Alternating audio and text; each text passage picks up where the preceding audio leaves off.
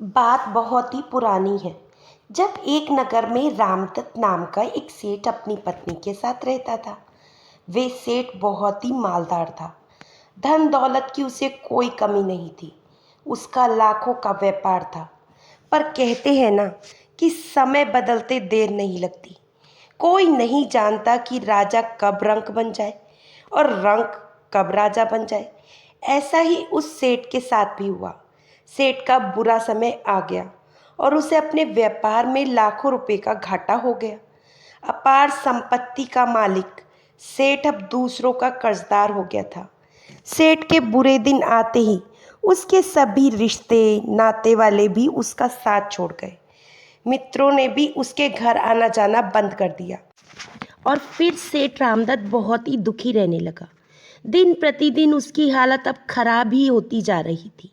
नौबत यहाँ तक आ गई कि सेठ के लिए दो समय की रोटी का जुगाड़ करना भी बहुत मुश्किल हो गया था। ऊपर से अपना कर्जा वसूल करने वाले लोग उसके घर के चक्कर लगाने लगे। आए दिन कोई ना कोई उसके दरवाजे पर वसूली करने के लिए खड़ा हो जाता। एक दिन सेठ रामदत्त ने अपनी पत्नी से कहा, भाग्यवान, आजकल कर्ज वसूलने वालों ने हमें बहुत ही तंग कर रखा है। मुझे तो कुछ समझ में नहीं आ रहा कि मैं क्या करूं, कहां से पैसा लाऊं और कैसे इनका पैसा चुकाऊं। हमारे पास तो खुद अपना पेट भरने के लायक भी पैसे नहीं बचे। सोच रहा हूं कि क्यों ना कुछ दिनों के लिए तुम्हारे मायके चलते हैं। अगर तुम्हारे मायके वाले मेरी कुछ सहायता कर देंगे तो हम फिर से अपना कोई ना कोई छोटा मोटा काम धंधा शुरू कर लेंगे। आखिर मुश्किल समय में रिश्तेदारी तो काम आते हैं। सेठ की पत्नी ने कहा, आप बिल्कुल ठीक कहते हैं। मेरे पिता और भाइयों से कुछ मदद ज़रूर मिल जाएगी और हमारा काम बन सकता है। अपनी पत्नी की सहमति लेकर सेठ रात के अंधेरे में अपने ससुराल की तरफ चल दिया। सेठ का ससुराल वहाँ से लगभग 10 कोस की दूरी पर था। वो सेठ था तो बड़ा ही स्वाभिमानी। जैसे ही वह अपने ससुराल के नज़दीक पहुंचा तो गांव से बाहर एक कुएं के किनारे पर बैठकर उसने अपनी पत्नी से सलाह ली और कहने लगा, भाग्यवान, अपने ससुराल जाने की तो मेरी हिम्मत नहीं हो रही, क्योंकि अभी तक तो वे लोग ही हमसे सहायता मांगने के लिए आते थे और मैं उनकी सहायता कर भी देता था। लेकिन अब मुझे किसी और के दरवाजे पर हाथ फैलाने पड़ रहे हैं। अगर उन्होंने मेरी सहायता ना की और मना कर दिया तो मैं तो शर्म से ही मर जाऊंगा, क्योंकि यह इस दुनिया का दस्तूर है कि खाने को उसी को पूछा जाता है जो पहले से ही अपने घर से खा कर आया होता है। भूखे और लाचार आदमी को कोई नहीं पूछता। सेठ ने आगे कहा, भाग्यवान, तुम ऐसा करो, पहले तुम अपने पिता और अपने भाइयों के घर जाओ। अगर वे तुम्हें देखकर प्रसन्न हुए और उन्होंने तुम्हारा खूब आदर सत्कार किया तो तुम यहाँ पर आकर मुझे बुलाकर ले जाना। लेकिन अगर वे खुश ना हुए और तुम्हारा आदर सत्कार उन्होंने ना किया तो तुम उल्टे पांव वापस लौट आना। मैं यहीं पर तुम्हारा इंतज़ार कर रहा हूँ। इस तरह से समझा बुझाकर सेठ ने अपनी पत्नी को उसके मायके भेज दिया और खुद उस कुएं पर बैठकर अपनी पत्नी का इंतज़ार करने लगा। सेठानी अपने पति को गांव के कुएं के पास छोड़कर अपने मायके चली गई। वहां जाकर जब वे मायके के दरवाजे पर पहुंची तो उसके भाइयों और भाभीयों ने उसे देखा। उसे देखकर वे लोग सोचने लगे कि इसका पति तो अब बहुत ही कंगाल हो चुका है। आए दिन कर्जा मांगने वाले इन्हें परेशान करते रहते हैं, इसीलिए ज़रूर यहाँ पर कुछ ना कुछ हमसे मांगने के लिए आई होगी। सेठ की पत्नी बहुत देर तक अपने मायके के आंगन में खड़ी रही, लेकिन किसी ने भी उसका सत्कार करना तो दूर, उसे बैठने के लिए भी नहीं पूछा। कुछ देर तक खड़े रहने के बाद वे वापस उस जगह पर चली गई जहाँ पर उसका पति उसका इंतज़ार कर रहा था, बैठा हुआ था। उसने वापस जाकर अपने पति को सारा हाल सुनाया कि मेरे भैया और भाभीयों ने मुझे देखकर भी अनदेखा कर दिया। सत्कार करना तो दूर की बात है, किसी ने मुझे बैठने तक को भी नहीं कहा। इसीलिए हमारा अब उस घर में जाना ठीक नहीं। भलाई इसी में है कि हम दोनों वापस अपने घर लौट चले। किस्मत में जो भी लिखा होगा वे देखा जाएगा। इस तरह से विचार करते हुए सेठ और सेठानी वापस अपने गांव लौट गए। जैसे ही वे लोग अपने घर पहुंचे तो सेठानी, जो कि उस समय गर्भवती थी, उसके पेट में दर्द होने लगा। सेठ ने जल्दी से दाई को बुलाया और उस रात सेठ के घर में एक बेटे ने जन्म लिया। बेटे के जन्म पर सेठ सोच रहा था कि अगर यही बालक 2-4 महीने पहले पैदा हुआ होता तो आज मैं पूरे नगर को दावत दे रहा होता, ढोल नगाड़े बज रहे होते।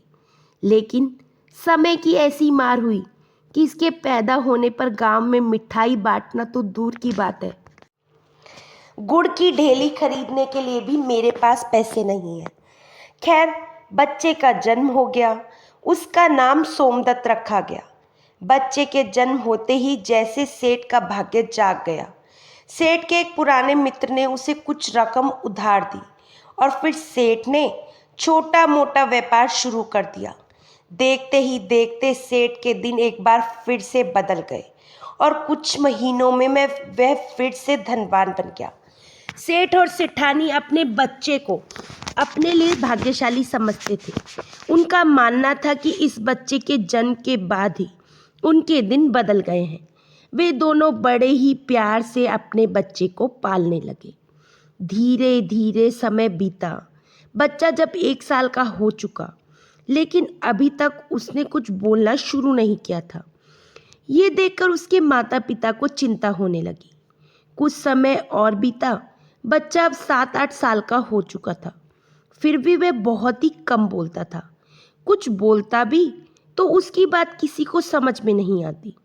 आस पड़ोस के लोगों ने तो ये भी कहना शुरू कर दिया कि ये बच्चा मंदबुद्धि है या पागल है। सेठ ने बड़े से बड़े वैद्य और हकीमों से उसका इलाज करवाया, लेकिन कोई फायदा ना हुआ। वो बच्चा बहुत ही कम बोलता और जो भी बोलता उसकी बात किसी को समझ में नहीं आती थी। अब तो सेठ अपने बेटे को लेकर बड़ा ही दुखी रहने लगा। धीरे धीरे बच्चा बड़ा हुआ।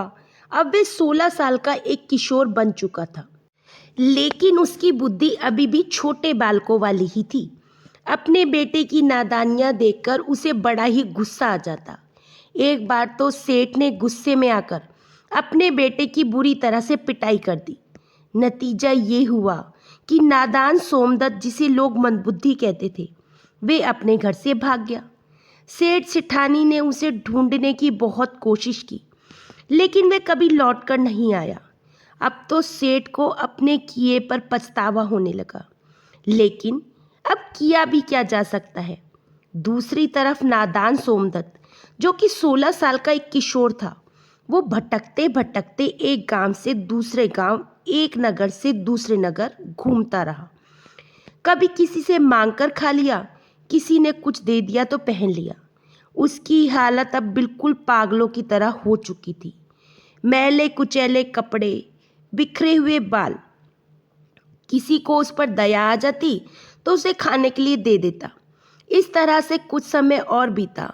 सोमदत्त अब 20 साल का नौजवान बन चुका था, लेकिन उसकी बुद्धि अभी भी बालकों वाली ही थी। भटकते भटकते वे विराटनगर जा पहुंचा, जहां पर राजा विराट सेन का राज्य था। राजा विराट सेन एक बहुत ही नेक दिल और भले आदमी थे। राजा की अपनी कोई संतान नहीं थी और वे दरबार में हमेशा चापलूस दरबारियों से घिरे रहते। राजा विराट सेन को भी इस बात का आभास था कि उसके दरबार में अधिकतर दरबारी चापलूस किस्म के हैं, इसीलिए वे हमेशा अक्लमंद और होशियार लोगों की तलाश में रहता था, जिन्हें वे अपना मंत्री बनाकर अपनी प्रजा की भलाई के काम कर सके और उसका राज्य एक शक्तिशाली राज्य बन सके। लेकिन उसके मौजूदा दरबारी कोई खास काबिल नहीं थे। उसके दरबारी दरबार में आते, उसे तरह तरह की सलाहें देते, उसकी चापलूसी करते और बदले में खजाने से उन्हें तनख्वाह मिल जाती थी। लेकिन उन दरबारियों की सलाहों में ना तो दम था और ना ही वे दूरदर्शिता जो विराट सेन को चाहिए थी। ये सोचकर राजा अक्सर ही परेशान रहता। एक दिन राजा विराट सेन अपने दिल को बहलाने के लिए अपने कुछ दरबारियों को साथ लेकर जंगल की सैर पर जाने का फैसला लेते हैं। उन्हें लगा कि शायद प्रकृति के बीच में जाकर उन्हें कोई ऐसा सुराग मिल जाए जो उसकी इस उलझन को सुलझा सके। जंगल में पहुंचकर राजा ने शिकार किया, कुछ देर जंगल की सैर की, लेकिन जब वे वापस अपने नगर लौटने के लिए चले कि तभी उसने एक बड़ा अजीब सा दृश्य देखा। एक पेड़ के नीचे एक नौजवान बैठा हुआ था। वो अपने आप से बातें कर रहा था। उसकी हालत कुछ अजीब सी लग रही थी। फटे पुराने कपड़े, बिखरे हुए बाल और गहरी सोच में डूबा हुआ उसका चेहरा। दूर से देखने में वो पागल मालूम होता था। दरअसल ये सोमदत्त था, जो कि भटकते भटकते इस राज्य में पहुंच चुका था। राजा ने जब उसे देखा तो वहीं पर रुक गया। राजा सोचने लगा कि क्या ये सचमुच पागल है या फिर ऐसा कोई बहुत पहुंचा हुआ आदमी जो दुनिया से कुछ अलग सोचता हो, किसी और ही दुनिया में जीता हो। अपनी जिज्ञासा के लिए हुए राजा अपने दरबारियों के साथ उस नौजवान के पास पहुंचा और उससे बातचीत करने लगा। वे आदमी पहली नज़र में पागल नजर आता था, मगर उसकी बातों में एक अजीब किस्म का रहस्य था। राजा ने बड़ी ही नरमी से उससे पूछा, नौजवान, क्या तुम पागल हो जो खुद से बात कर रहे हो? वो नौजवान मुस्कुराया और बड़े ही ठहराव से उसने जवाब दिया, पागल तो तुम हो और तुम्हारा पूरा दरबार। मैं तो सिर्फ इतना चाहता हूँ कि इस जंगल को साफ करके यहाँ पर एक शानदार महल बनाया जाए और यहाँ का राजा मैं खुद बन जाऊं। राजा को महसूस हुआ कि इस नौजवान की बातों में जो विश्वास और जो गहराई है वो किसी पागल की बातों में तो नहीं हो सकती। नौजवान की ये बात सुनकर उसके सभी दरबारी हैरान रह गए। ऐसा जवाब या तो किसी पागल का हो सकता है या फिर किसी ऐसे आदमी का जिसे किसी का डर ना हो और वे बहुत ही अक्लमंद हो। राजा कुछ देर तक चुपचाप उस नौजवान को देखता रहा और फिर राजा ने अपने साथ आए दरबारियों से उस आदमी के बारे में राय ली। राजा जिन दरबारियों से उसके बारे में राय ले रहा था उनके अंदर का लालच जाग गया। उनमें से कुछ दरबारी आपस में धीरे धीरे बातें करने लगे। कुछ ने सोचा कि अगर यह आदमी राजा का बहुत ही खास बन गया तो हम सबको इसके नीचे काम करना पड़ेगा और दरबार में हमारी हैसियत कम हो जाएगी। एक दरबारी ने कानाफूसी करते हुए कहा, ये आदमी हमारे लिए एक खतरा है। कहीं ऐसा ना हो कि कल को ये हम लोगों पर हावी हो जाए। दूसरे ने झट जवाब दिया, अरे नहीं नहीं, ये तो मुझे आधे से ज़्यादा पागल लगता है। इससे किसी समझदारी की उम्मीद रखना बेकार है। इन्हीं सभी विचारों के बीच में उन्होंने राजा को सलाह दी कि इस आदमी को महल ले चला जाए। अगर ये बहादुर निकला तो हमारे काम आएगा और अगर सचमुच पागल हुआ तो इसे ऐसे ही बाद में छोड़ दिया जाएगा। राजा ने अपने दरबारियों की सलाह को मानते हुए कुछ नरमी और कुछ डरा धमकाकर उस नौजवान को अपने साथ चलने के लिए राजी कर लिया। उसे एक घोड़े पर बिठाया गया और वे राजा के काफिले के साथ चल दिया। लेकिन जब काफिला थोड़ी दूर गया तभी उस नौजवान ने अपने घोड़े की लगाम मोड़ दी और एक दूसरी ही दिशा में भागने की कोशिश करने लगा। राजा और उसके सिपाहियों ने तुरंत उसके पीछे अपने घोड़े दौड़ाए। थोड़ी ही कोशिशों के बाद उस आदमी को दोबारा से पकड़ लिया गया और फिर वे सभी महल की तरफ चल दिए। जैसे ही वे लोग महल के करीब पहुंचे उन्होंने देखा कि वहां पर लोगों की भीड़ जमा थी। लोग खुशी से नारे लगा रहे थे और राजा को बधाई दे रहे थे। राजा और उसके दरबारियों ने जब ये दृश्य देखा तो हैरान रह गए। उन्होंने पूछा कि क्या बात है, किस बात की बधाई? लोगों ने जवाब दिया, महाराज, जिस रास्ते से आप शिकार खेलने के लिए गए थे उसी रास्ते पर दुश्मन राज्य की सेना घात लगाए बैठी हुई थी। हमें तो पूरा यकीन हो गया था कि आप कभी वापस नहीं आएंगे, लेकिन आपने जो रास्ता बदल दिया वही उपाय आपको सुरक्षित बचाकर ले आया। ये सुनकर राजा और उसके दरबारियों की आंखों में हैरानी और चिंता साफ साफ दिखाई दे रही थी। मन ही मन राजा ईश्वर को धन्यवाद दे रहे थे। लोगों ने फिर से खुश होकर कहा, महाराज, आप तो बहुत ही होशियार निकले। आपने जो समय रहते अपना रास्ता बदल लिया, उसी की वजह से आप सही सलामत वापस पहुंचे हैं। राजा ने कुछ देर तक चुपचाप उस पागल आदमी की तरफ देखा। उस पागल के चेहरे पर सादगी और उसकी आंखों में गहराई थी। ये देखकर राजा के मन में विचार आया कि ये आदमी सचमुच कोई साधारण आदमी नहीं है। राज दरबार में पहुंचकर राजा ने अपने दरबारियों को ये आदेश दिया कि जल्दी से जल्दी इस आदमी के लिए एक शाही कुर्सी तैयार की जाए। आज से ये मेरे साथ दरबार में रहेगा।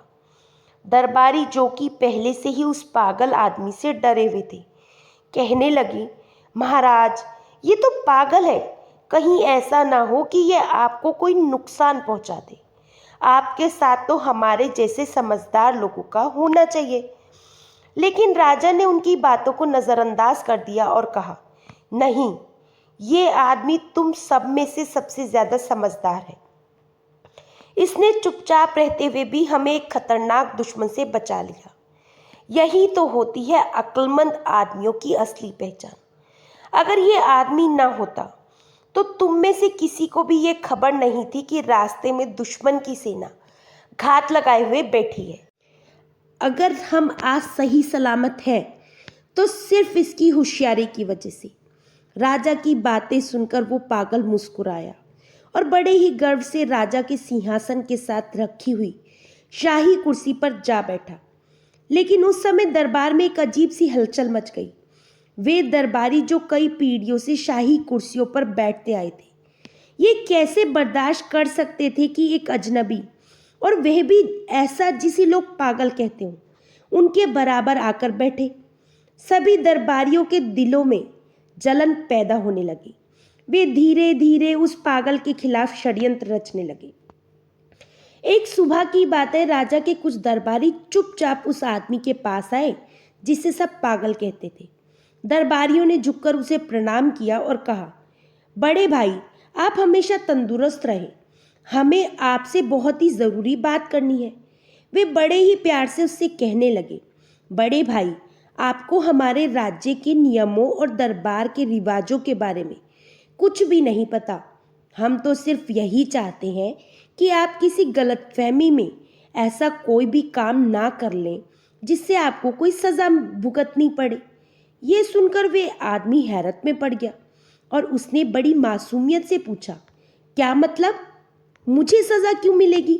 मैंने तो कभी नहीं कहा कि मुझे यहाँ पर महल में लेकर आया जाए। ये कैसी मुसीबत है? अगर मेरी वजह से किसी को कोई परेशानी है तो मुझे वापस जंगल में छोड़ दिया जाए।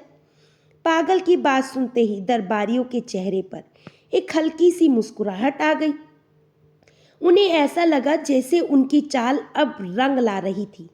वे जानते थे कि राजा के रहते हुए इस पागल को जबरदस्ती महल से नहीं निकाला जा सकता, इसीलिए अब वे उसे चालाकी से बहलाने फुसलाने लगे।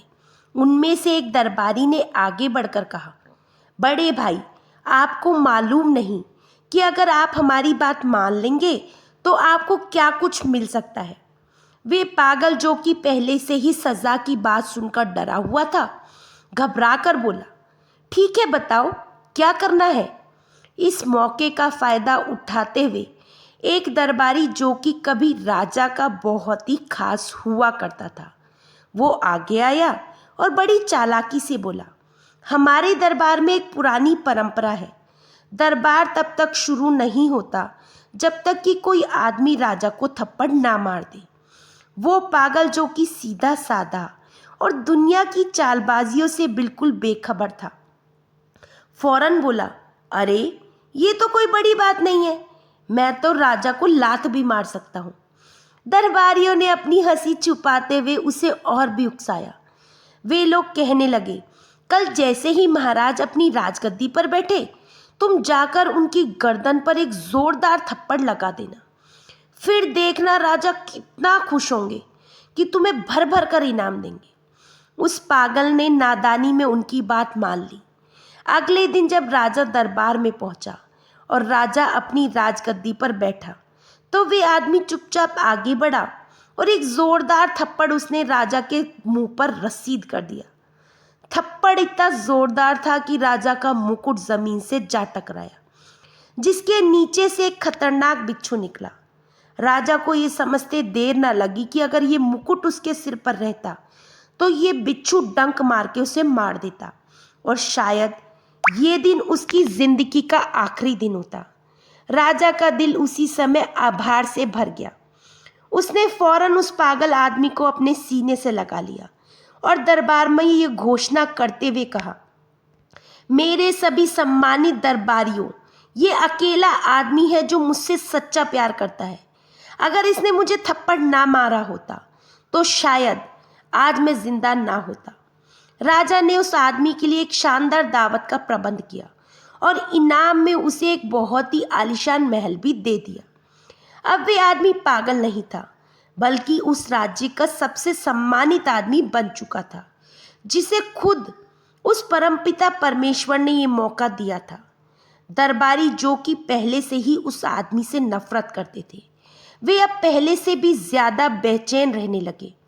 उनके दिलों में ये डर बैठ गया कि अगर यही सिलसिला चलता रहा तो ये पागल एक एक करके उन सभी को दरबार से निकलवा देगा। इसीलिए वे लोग आपस में कहने लगे, अरे भाई, ये आदमी तो बड़ी ही तेजी से ऊपर जा रहा है, हमें कुछ करना ही पड़ेगा, वरना इस दरबार में हमारा कोई सम्मान नहीं रह जाएगा। दूसरी तरफ वो आधा पागल, जिसे रहने के लिए एक आलीशान महल मिल चुका था, दिल ही दिल में सोच रहा था कि ये दरबारी लोग कितने अच्छे और कितने सच्चे हैं। देखो तो इन्होंने मुझे कितनी अच्छी सलाह दी कि मेरी किस्मत ही पलट गई।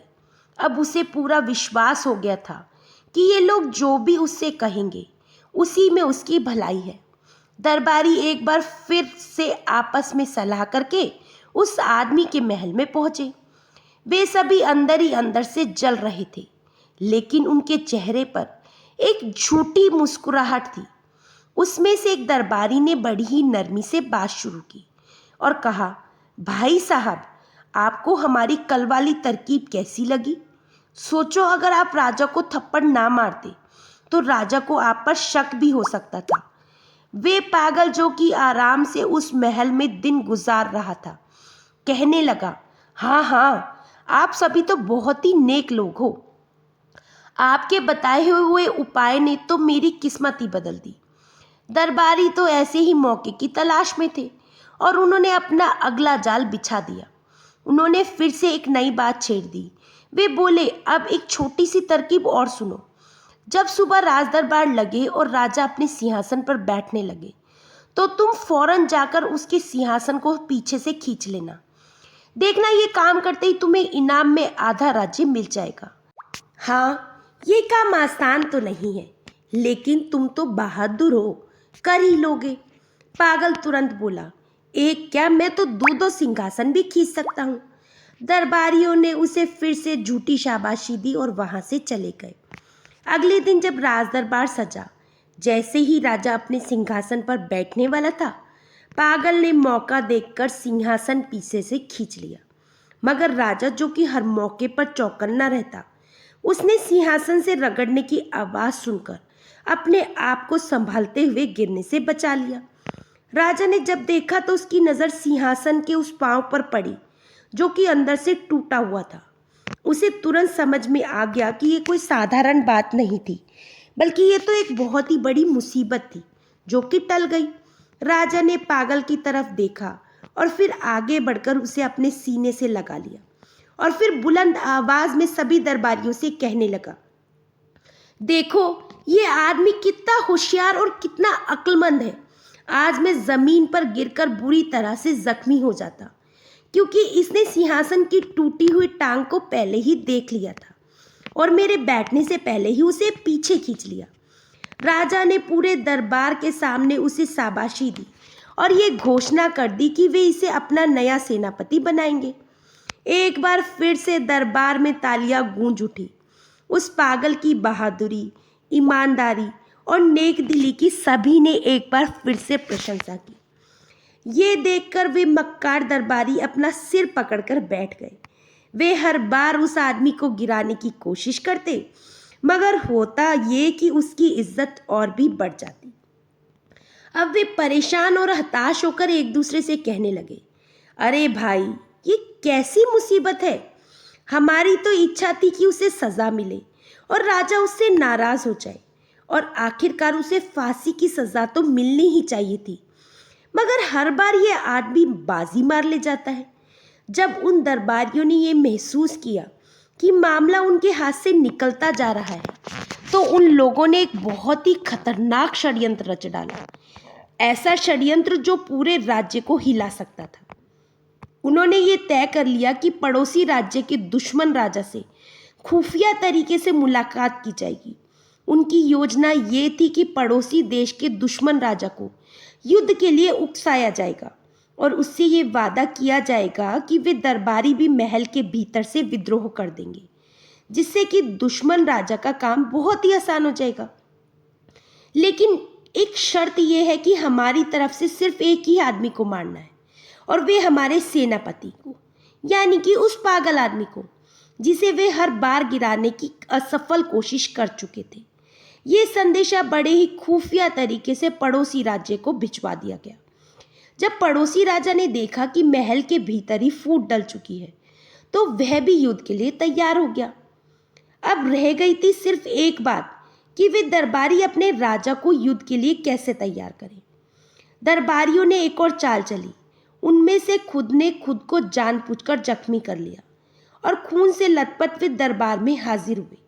वे राजा के सामने आकर भावुक होकर कहने लगे, महाराज, अब हम कब तक सब्र करें? अगर कल आपको कुछ हो जाता तो सारी प्रजा रोएगी। पड़ोसी राज्य का दुश्मन राजा आक्रमण करने वाला है। हमें इसी वक्त कोई ना कोई फैसला करना होगा। हालात और भावनाओं के दबाव में आकर राजा विराट सेन ने तुरंत युद्ध का ऐलान कर दिया। ढोल बजाए गए, सैनिकों की कतारें बनाई गई और फिर पूरी की पूरी सेना राज्य की सीमा की तरफ रवाना हो गई, जिसमें वे गद्दार दरबारी भी शामिल थे और सबसे आगे चल रहे थे। वे पागल मक्कार दरबारी अपनी हंसी छुपाए हुए थे, उसके पीछे चल रहे थे। उनकी नज़र में तो वे पागल सिर्फ एक तमाशा था जो कि अपनी मौत की तरफ बढ़ रहा था। लेकिन ईश्वर की मर्जी भला कौन जान सकता है। जब वे युद्ध के मैदान में पहुंचा तो देखा कि सामने दुश्मन देश की सेना पूरी तैयारी के साथ खड़ी थी। दोनों सेनाएं एक दूसरे के आमने सामने खड़ी थी। युद्ध का मैदान एक घने जंगल में तय हुआ था। जैसे ही दोनों तरफ की सेनाएं जंगल में दाखिल हुई, पागल ने ऊंची आवाज में आदेश दिया, सब रुक जाओ, सबसे पहले मैं दुश्मन राजा के साथ अकेला लड़ूंगा। अब क्योंकि वे सेना का सेनापति था, इसलिए पूरी सेना वहीं पर रुक गई। पागल सेनापति ने जंगल की तरफ देखते हुए दुश्मन राजा को ललकारा और फिर दुश्मन राजा जंगल के बीचों बीच में आ गया और वे दोनों एक दूसरे के सामने थे कि अचानक एक खुंखार शेर झाड़ियों से निकल कर आया और सीधा दुश्मन राजा पर टूट पड़ा। पागल, जो कि तलवारबाजी का शौकीन था और उसकी किसी से कोई निजी दुश्मनी नहीं थी, जब उसने शेर को दुश्मन राजा पर हमला करते हुए देखा तो वे फौरन आगे बढ़ा और उसने तलवार खींची और एक ही झटके में तलवार शेर के पेट में डाल दी, क्योंकि उस पागल का उद्देश्य युद्ध करना नहीं बल्कि इंसानियत को बचाना था। वो ये सब नहीं चाहता था कि उसकी आंखों के सामने किसी की मौत यूं ही बिना कारण के हो जाए। और फिर पागल सेनापति ने शेर को मार गिराया। उसने अपनी तलवार एक तरफ रखी और लहूलुहान दुश्मन राजा को जमीन से उठाया। वो राजा भी जख्मी हालत में था, लेकिन वह जिंदा बच गया था। जब उसने अपना होश संभाला और अपनी पूरी सेना को सामने खड़ा देखा तो उसने युद्ध रुकवा दिया और ये ऐलान किया कि अब कोई युद्ध नहीं होगा। मैं इस सेनापति को माफ करता हूँ, इसने मेरी जान बचाई है। ये कोई इंसान नहीं बल्कि देवता है। ये बहादुर भी है और अक्लमंद भी। मैं फिजूल के इस युद्ध को आगे नहीं बढ़ाऊंगा। हाँ, वे दरबारी जो कि इसे छोड़कर हमारे साथ मिल गए थे, उन्हें गिरफ्तार कर लिया जाए और कारागार में डाल दिया जाए।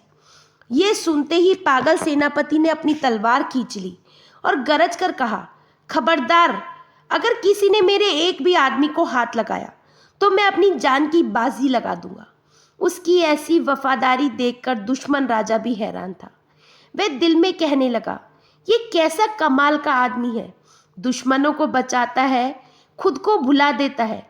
अब तो उस पागल की बहादुरी और ईमानदारी के चर्चे पूरे राज्य में होने लगे। उसकी मासूमियत, वफादारी और बहादुरी ने लोगों के दिलों को जीत लिया था। जब वे महल में वापस आया तो उसका पूरे जोरों शोरों से स्वागत किया गया। अब तो वे राजा का सबसे खास आदमी बन चुका था। ये सब देखकर मक्कार दरबारी, जो कि पहले से ही अंदर से जल रहे थे, उन्होंने कसम खा ली कि जैसा भी हो इस पागल को खत्म करके ही रहेंगे। इस घटना के बाद दोनों राज्य अब मित्र बन चुके थे। पहले की दुश्मनी अब दोस्ती में बदल चुकी थी। मगर गद्दार दरबारियों ने अभी तक हार नहीं मानी थी। वे फिर से एक षड्यंत्र रचने लगे। आपस में कहने लगे, अगर इस पागल को ना रोका गया तो एक दिन ये हम सभी को अपना गुलाम बना लेगा। इसे खत्म करना बहुत ही जरूरी है। सब ने एक स्वर में अपनी सहमति जताई। लेकिन उनमें से एक दरबारी, जो कि बूढ़ा था, बहुत ही अनुभवी और गहरी नजर रखने वाला था, वे उठा और बड़ी ही गंभीरता से बोला, भाइयों, मेरी बात ध्यान से सुनो। दुनिया में ईश्वर ने हर आदमी की किस्मत लिखी है। जिसकी रक्षा खुद ईश्वर करता है उसका कोई कुछ नहीं बिगाड़ सकता। अगर तुम लोग उसे मार भी दोगे तो उसकी इज्जत और भी बढ़ जाएगी। अगर तुम ये सोचते हो कि उसके मरने से तुम्हारा कोई फायदा होगा तो तुम लोग धोखे में हो, क्योंकि वे दिल का सच्चा आदमी है और हमेशा सच्चाई की जीत होती है। उसने गहरी सांस ली और फिर कहा, तुम सभी लोग सिर्फ एक बात समझ लो, वे आदमी तुम लोगों को पागल लगता है, लेकिन ईश्वर ने उसके अंदर जो योग्यता भरी है वे किसी के अंदर नहीं है। अगर तुम सब लोग मिलकर भी उसके खिलाफ हो जाओगे तो वे अकेला ही जीत जाएगा। इसीलिए अब उससे उलझने के बजाय खुद को बदलो, सच्चाई का साथ दो। यही हम सब के लिए अच्छा होगा और इसी में हम सब की भलाई है।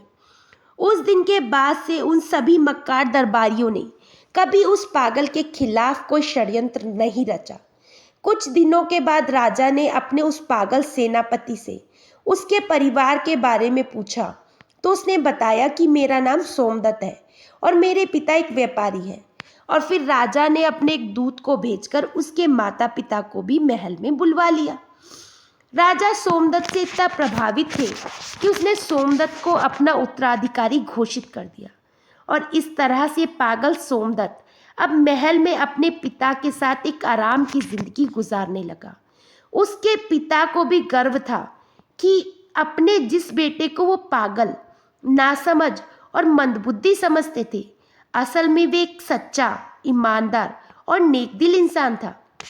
आशा करती हूँ दोस्तों आपको ये कहानी अच्छी लगी होगी। कहानी अच्छी लगी हो तो चैनल को सब्सक्राइब कर लीजिएगा। फिर मिलेंगे दोस्तों एक नई कहानी और एक नए विचार के साथ। तब तक हंसते रहिए, मुस्कुराते रहिए, स्वास्थ्य का ध्यान रखिए। जय श्री कृष्ण।